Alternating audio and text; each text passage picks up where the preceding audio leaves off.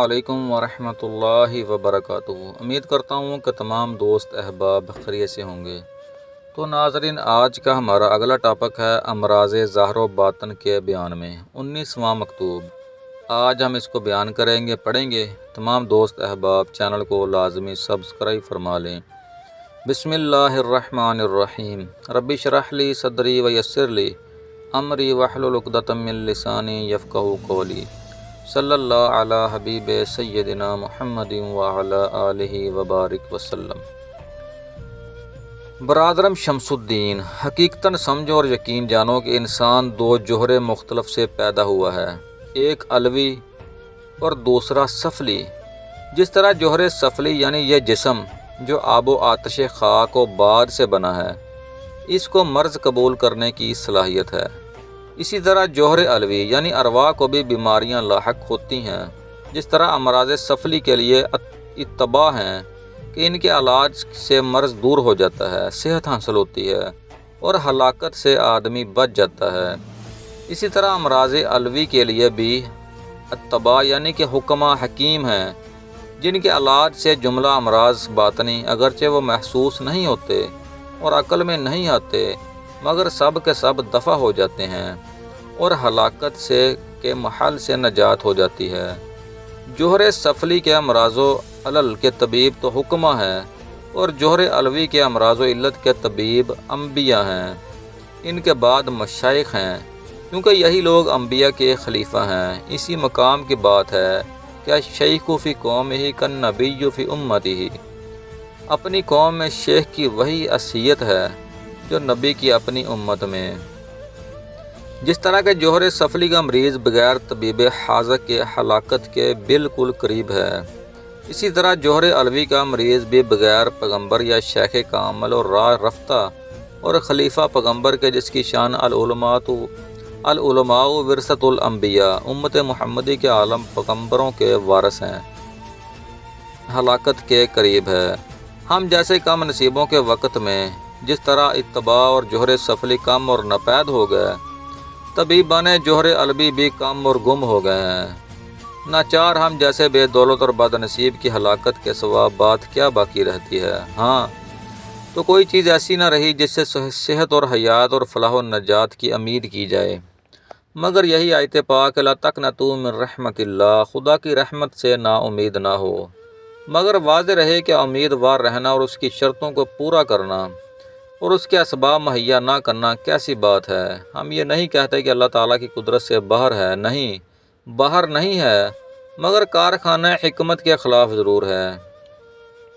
جب اس طرح کل ہی کھل گئی تو بتاؤ اب ہم کیا کرنا چاہیے؟ ہم اپنے سر پر خاک ڈالیں اور اپنی معصیت پر ماتم کریں اور اس بات کو خوب سمجھیں کہ ہمارے پاس اب سوائے غرور و پندار کے کچھ نہ رہا۔ یوں 1000 2000 لاکھ 2 لاکھ میں کوئی آدمی کام کا نکل آیا تو الا ماشاء اللہ، الشاذ کالمعدوم میں داخل ہے، اس کا کوئی اعتبار نہیں۔ اب اس کو سنو کہ ہم نے پیغمبر یا شیخ کی طبیب سے مثال کیوں دی؟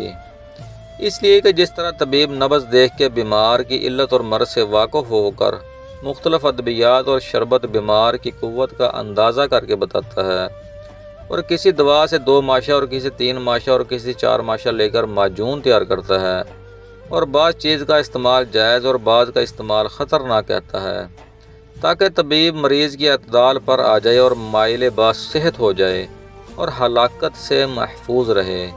اسی طرح پیغمبر وقت یا نائب پیغمبر کو جب وقوف ہو جاتا ہے کہ اس شخص کے عقیدے میں کیا کیا مرض لاحق ہے، تو احکام شریعت سے ایک نسخہ تجویز کر دیتا ہے کہ وہ بیمار باطن استعمال کر سکے اور اس سے فائدہ اٹھا سکے۔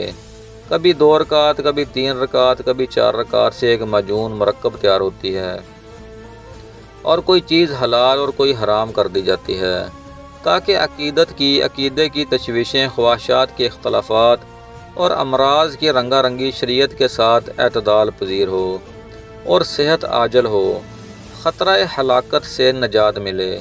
تم کو تعجب ہوگا کہ احکام اور شرع کہاں، نسخہ اور معجون کہاں، ان دونوں میں کیا مناسبت ہے؟ ہاں برادر، ان دونوں میں خاص مناسبت ہے، مگر یہ صیغہ راز کی بات ہے۔ جب تک بصیرت حاصل نہیں ہوتی آدمی سمجھ نہیں سکتا دیکھو اگر جوہر سفلی کا بیمار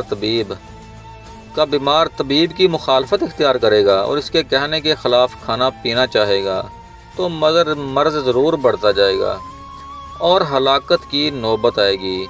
اسی طرح جوہر علوی کا مریض اگر شریعت کی مخالفت شروع کرے گا، اس کے حکم کے خلاف کام کرے گا تو یقینی مرض ضلالت اور روز بروز قوی تر ہوتا جائے گا اور بے شبہ جہالت کی موت مرے گا۔ نتیجہ یہ ہوگا کہ جب قیامت کے دن زندہ کیا جائے گا تو بیماری لیے ہوئے اٹھے گا، مگر اب کیا ہوتا ہے، وہ درد تو آج لا علاج ہو گیا اور اس کا عذاب دوزخ ہے، وہیں ابداً اور سرن رہنا ہے اور جلنا ہے ہمیشہ ہمیشہ کے لیے۔ اگر برعکس اس نے احکام صاحب شرع کی نگہداشت کی ہوتی، اوامر کو بجا لایا، تو ایسی تندرستی بات نہیں حاصل ہوتی کہ جینا تو جینا ہے، مرنا بھی جینا ہو جاتا ہے۔ ایک مستند قول سنو، الا ان اولیاء اللہ لا یموتون بل ینتقلون من دار الی دار۔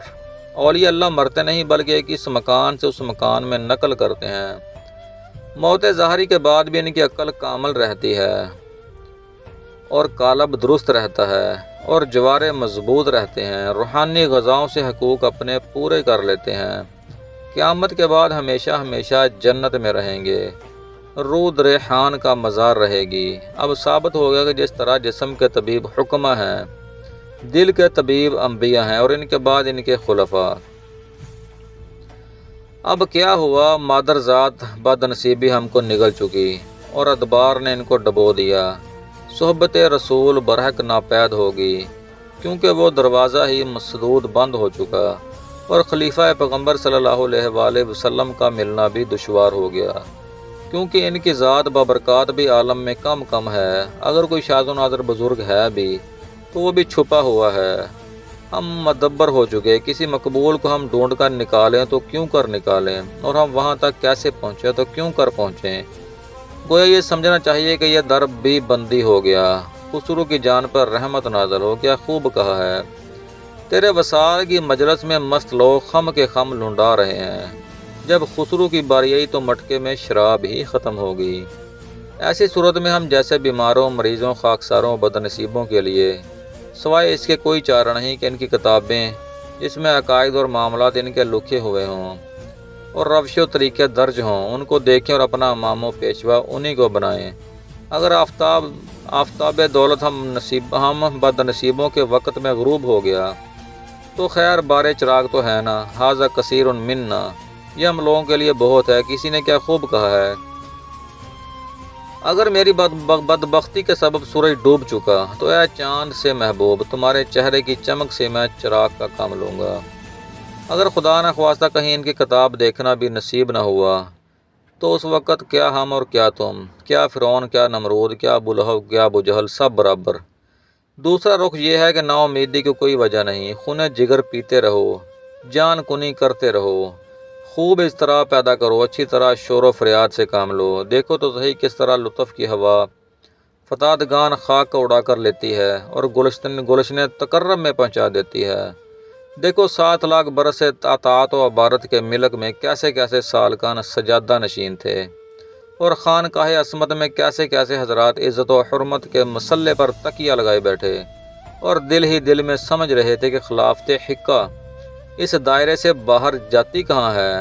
ناگاہ نسیم لطف کی ایک جھونکے نے آب و خاک پامال کو کہاں سے کہاں پہنچا دیا۔ ندا ہوئی انی جاعل فی الارض خلیفہ، ان کی کچھ نہ کچھ پردہ نہ کی، ان کی کچھ نہ کچھ پرواہ نہ کی۔ جانتے ہو ایسا کیوں ہوا؟ اس لیے تاکہ کوئی مطیع اپنی طاعت و عبادت پر ناز نہ کرے اور کوئی مفلس اور افتادہ نا امید نہ ہو۔ اسی پر موقوف نہیں، جماعت ساحران فرعون کی طرف نظر کرو۔ دیکھو عنایت سابق نے لطف سے کیسا کام کیا، کچھ نہ دیکھا کہ یہ لوگ جادوگر ہیں اور کام ان کا جادوگری ہے اور وہ خذلان اور بطلان ہیں۔ اسی حال میں جس وقت وہ سحری اور جادوگری میں مشغول اور تمام نجاستوں سے مملو تھے، موحد حقیقی بنا کر تخت توحید پر بٹھا دیا اور تاج معرفت سر پر رکھ دیا۔ کیسا عجیب و غریب تماشا سارے جہان کو دکھا دیا کہ ہم جب کسی افتادہ کو تباہ کار جب ہم کسی افتادہ تباہ کار کو قبول کرتے ہیں تو اس بات کو نہیں دیکھتے کہ وہ کون ہے، اور جب کسی سربلند کو نظر سے گراتے ہیں اس وقت بھی کچھ خیال نہیں کرتے کہ وہ کیا ہے اور اس کا کیا کام ہے اور کیا اس کا درجہ ہے، ہم اس کو گرا دیتے ہیں۔ والسلام۔ تو ناظرین، آج کا ہمارا 19واں مکتوب بھی ختم ہوا۔ خوش رہیں، آباد رہیں، جزاک اللہ خیر۔